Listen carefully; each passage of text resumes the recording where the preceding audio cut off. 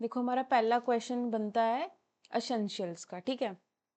ये जो भी मैं आपको पढ़ाऊंगी लॉन्ग क्वेश्चन के लिए मैं बता रही हूँ, शॉर्ट के लिए आप लोग अपने आप से प्रैक्टिस कर लेना जो भी मैंने आपको क्वेश्चंस बताए हैं। तो ये क्वेश्चन हमारा पक्का आता है कि वैलिड कॉन्ट्रैक्ट क्या होता है, इसकी एसेंशियल कंडीशंस बताओ, ठीक है। तो उसमें आपको ये सारी चीज़ें लिखनी पड़ेंगी। All agreement are a contract if they are made.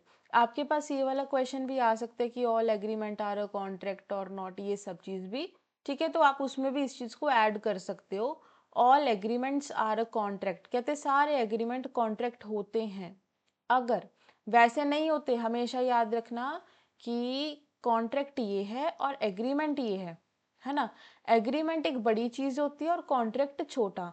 तो मतलब कि सारे एग्रीमेंट कॉन्ट्रैक्ट नहीं होते, लेकिन ये कहते हैं कि अगर एग्रीमेंट क्या है, कॉन्ट्रैक्ट है, उसे कॉन्ट्रैक्ट बनाया जा सकता है अगर वहाँ पर पार्टीज की क्या हो, फ्री कंसेंट हो, लॉफुल कंसिडरेशन हो, लॉफुल ऑब्जेक्ट हो, और उसे वॉइड डिक्लेयर ना किया गया हो बाय द कंपटेंट कोर्ट। यहाँ पे लिख लेना, बाय द कंपटेंट कोर्ट के द्वारा ना डिक्लेयर किया गया हो वॉइड, तो उसे क्या मानेंगे, कॉन्ट्रैक्ट मान लेंगे। तो अब इसमें क्या प्रोसेस रहता है, एसेंशियल्स ऑफ वैलिड कॉन्ट्रैक्ट का प्रोसेस क्या है, सबसे पहले आता है ऑफर, ठीक है। ऑफर, और इसे हम लोग क्या बोलते हैं, इसे हम लोग प्रपोजल भी बोलते हैं, ठीक है। ऑफर प्लस एक्सेप्टेंस, बहुत सिंपल शब्दों में यहाँ पे लिखा हुआ है कि एक इंसान प्रपोजल दे रहा है, एक इंसान ऑफर दे रहा है और दूसरा इंसान उसको एक्सेप्ट कर रहा है। देखो सामने वाले इंसान के पास दो ऑप्शंस होते हैं, या तो एक्सेप्ट करने का या रिजेक्ट करने का, ठीक है। तो यहाँ पर क्या है, जो प्रपोजल है या फिर ऑफर है, एक इंसान दे रहा है और दूसरा इंसान उसको एक्सेप्ट कर रहा है। तो ये क्या बना रहा है, ये बना रहा है हमारा प्रॉमिस। तो ऐसे लिखना है आपको अपने एग्जाम्स में, ऑफर प्लस एक्सेप्टेंस क्या बना रहा है, प्रॉमिस बना रहा है। लेकिन अभी इसमें क्या ऐड कर दो, कंसिडरेशन। अगर इस प्रॉमिस में अगर इस प्रॉमिस में हम लोगों ने ऐड कर दिया कंसिडरेशन को, तो वो क्या बना देगा, एग्रीमेंट बना देगा। सबको बात क्लियर है, हैंड रेज कर दो यहाँ तक। बात समझ आई। एग्जाम में इसी तरह से बना के आना है फ्लो चार्ट, ठीक है। तो क्योंकि भाई आपके जो आपका एग्जाम चेक कर रहा है, पेपर चेक कर रहा है टीचर, उसे पता चले कि बच्चे को आता है कि नहीं आता, ठीक है। तो ऑफर प्लस एक्सेप्टेंस मैं बहुत बार पढ़ा चुकी हूँ, आज मैं फिर पढ़ा रही हूँ। वैसे मेरा पढ़ाने का कोई मूड नहीं था, एक्चुअली क्या है कि मेरे से फ्री नहीं रहा जा रहा, ठीक है। मतलब इतने दिन से क्लास नहीं लिया, ऐसे लग रहा पता नहीं क्या नहीं लिया, क्या नहीं है मेरी जिंदगी में, इसलिए मैंने सोचा चलो यार पढ़ाना स्टार्ट करते हैं, ठीक है। तो इसलिए क्या है, offer plus acceptance promise plus consideration और एग्रीमेंट बन गया। अब इस एग्रीमेंट में अगर हमारी इन्फोर्सिबिलिटी आ गई, ठीक है, लॉ की, तो वो क्या बन जाएगा, कॉन्ट्रैक्ट बन जाएगा। कहने के लिए कॉन्ट्रैक्ट, इंसान, अरे कॉन्ट्रैक्ट ही तो है, हमें पता है कि कॉन्ट्रैक्ट कैसे होता है, दो इंसान होते हैं, कंसेंट होनी चाहिए, लेकिन वो कॉन्ट्रैक्ट बनता कैसे है, वो उस सारे प्रोसेस को आपको एक्सप्लेन करना पड़ेगा, है ना। अब आपसे कोई एग्रीमेंट पूछ ले, आपसे कोई कॉन्ट्रैक्ट पूछ ले, आपसे कोई प्रॉमिस पूछ ले, क्वेश्चन आ जाए प्रॉमिस का, एग्रीमेंट का, किसी भी चीज का, वहां पर आप ये वाला फ्लो चार्ट बना के आओगे। सारे बच्चे याद रखेंगे ना, चाहे एक्सेप्टेंस का क्वेश्चन आए, चाहे प्रपोजल का आए, चाहे एग्रीमेंट का आए, चाहे कॉन्ट्रैक्ट का आए, इन सब में आपको ये वाला फ्लो चार्ट बना के आना है। सबको बात क्लियर है, ठीक है। हम्म। अब देखो पहला पॉइंट है proper offer and proper acceptance with intention to create a legal relationship. अब इसमें क्या बोल रहा है कि आपका क्या होना चाहिए, प्रॉपर ऑफर होना चाहिए और प्रॉपर एक्सेप्टेंस होना चाहिए, और आपकी इंटेंशन होनी चाहिए एक लीगल रिलेशनशिप को क्रिएट करने का, ठीक है।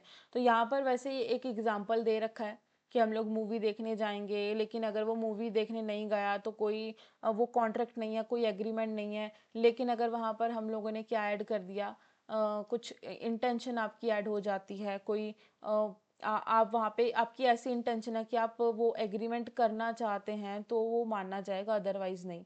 तो वही सेम एग्जांपल जो कि मैं बार बार पढ़ा चुकी हूँ। In a case of a social agreement there is a no intention to create a legal relationship, there is a no contract. कहते आप सिर्फ आपने एग्जाम्पल क्या लिया कि हम लोग तो मूवी देखने जाएंगे, मैं मूवी देखने नहीं गई आपके साथ, तो आप मेरे पे केस करोगे क्या, नहीं करोगे। तो कहते हैं कि ऐसे ऐसे जो आप प्रॉमिस करते हो वो कभी भी कॉन्ट्रैक्ट नहीं बनते। लेकिन मैंने आपको केस पढ़ाया हुआ बेल्फर वर्सेस बेल्फर का, ठीक है। इसमें मैंने आपको बताया था ना कि वो एक हस्बैंड वाइफ होता है, वो बाहर जाते हैं, उसकी वाइफ बीमार हो जाती है, फिर हस्बैंड उसको हर महीने पैसा देता है, लेकिन वो पैसा देना बंद कर देता है। तो वहां पर वही चीज आती है कि उसकी कोई इंटेंशन नहीं थी, there is a no intention to create a legal relationship, ठीक है। लेकिन जो कॉमर्शियल एग्रीमेंट होते हैं ना, वहां पर आपका लीगल रिलेशनशिप में इंटेंशन होता है कॉन्ट्रैक्ट को बनाने का। समझ गए क्या सारे बच्चे? हैंड रेस कर दो। अब आ गया लॉफुल कंसिडरेशन।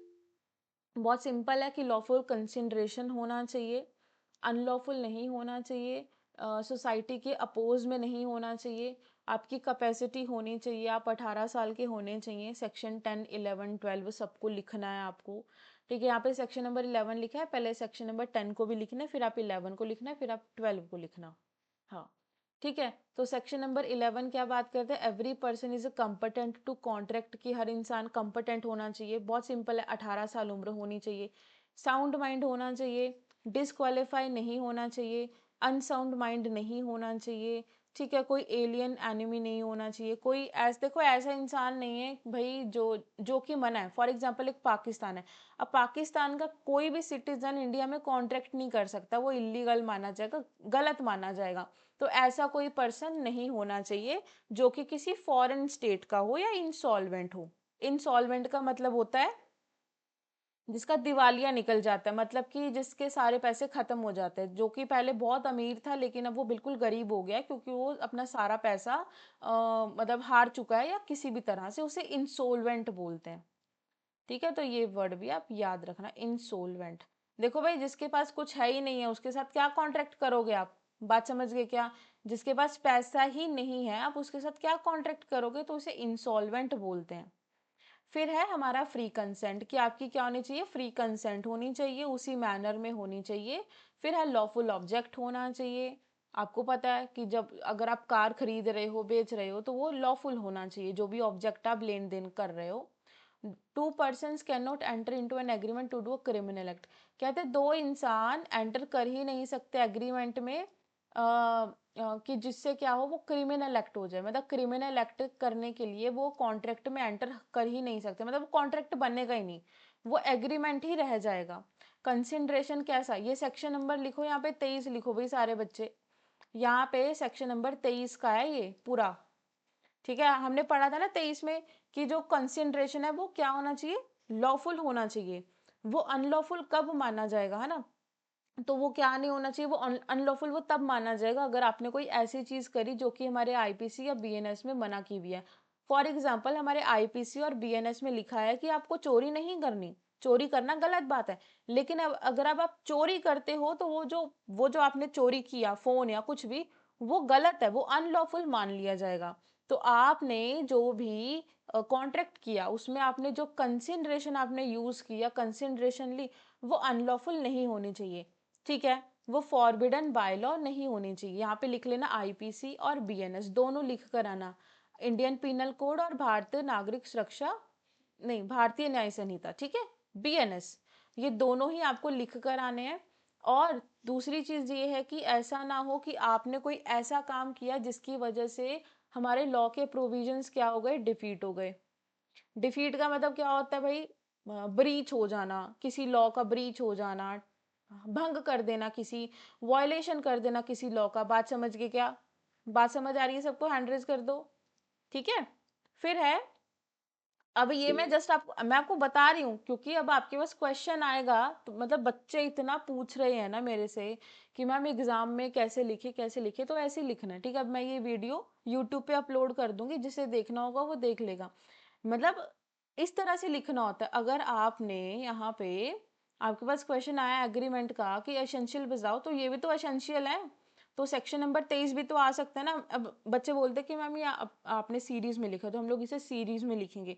तो ऐसा नहीं होता है कि सेक्शन नंबर 1, 2, 3 ऐसे सीरीज में लिखना होता है। अब जहां पर जिसकी जो जरूरत है आपको वहां पे वो लिखना पड़ेगा, तो इसलिए सेक्शन नंबर 23 आपको यहाँ पे लिखना ही पड़ेगा, ठीक है। क्यों लिखना पड़ेगा? क्योंकि कंसिडरेशन की बात करता है। और अगर आपसे क्वेश्चन आ जाए 25, सेक्शन नंबर 25 जो कि कंसिडरेशन के बारे में बात करता है, वहां पर भी आप ये वाला सेक्शन लिखोगे। बात समझ गए ना? तो इसे इंटरकनेक्ट करते हुए इस वाले सेक्शन को 23 को लिखना है आपको हर जगह। ठीक है, तो ये क्या नहीं होना चाहिए, फ्रॉड नहीं होना चाहिए। वहां पर ऐसा कोई काम ना करो जिसकी वजह से किसी प्रॉपर्टी को या किसी पर्सन को इंजरी हो जाए। अगर आप कोई ऐसा काम करते हो जिसकी वजह से किसी पर्सन या किसी प्रॉपर्टी को इंजरी होती है तो वो भी गलत बात है।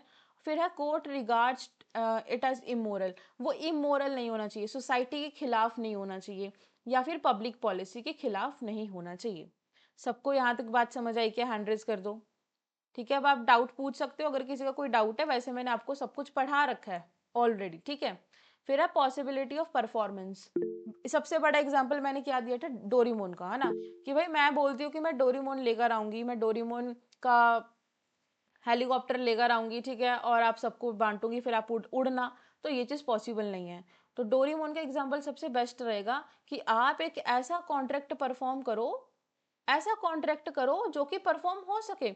मैं आपसे एग्रीमेंट करती हूँ, कॉन्ट्रैक्ट करती हूँ कि मैं आपको, अगर आप मेरे को इतने पैसे दोगे तो मैं आपको बताऊंगी कि वो खजाना कहाँ पे है, या मैं अपने जादू से खजाना आपको ढूंढ के ला दूंगी। तो ये चीज़ पॉसिबल नहीं है।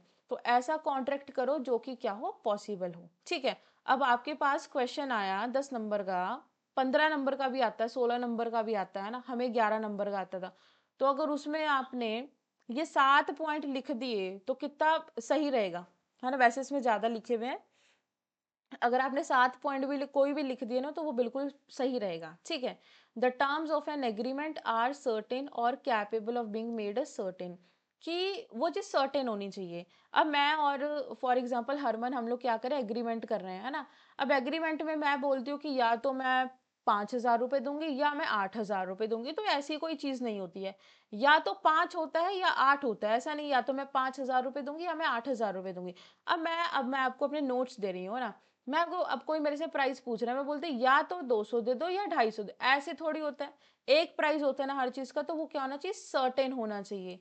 ठीक है, अगर आप मेरे से कोई चीज खरीद रहे हो, अब कोई बच्चा क्या बोलता कि मैम मेरे को बीएनएस के नोट्स चाहिए, फिर वो बोलता कि नहीं मैम मेरे को बीएनएसएस के चाहिए। भैया ऐसे थोड़ी होता है, पहले एक बताओ ना कि आपको कौन सा चाहिए, फिर मैं आपको वही प्राइस बताऊंगी।